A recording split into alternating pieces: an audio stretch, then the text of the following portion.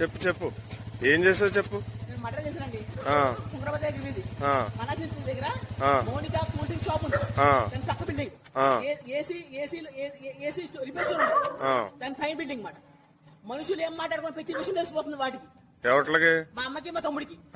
నా మనసులో ఏ విషయాలు దొరికితే తెలిసిపోతుంది. కడుపులో చాలా స్ట్రాంగ్ గా ఉంది. ఏదో అది మనుషులు కాదు, కడుపులో ఉంది. ఎంత పొడి నాకు చేయబడుతుంది. నేను కౌంటర్ వైశాస్ని. అది నా కొడుకు ఎంత కొట్టినా సరే ఆడు స్ట్రాంగ్ గా ఉంటాడు. పొట్ట ఎంత స్ట్రాంగ్ గా నాకు స్ట్రాంగ్ గా ఉంది.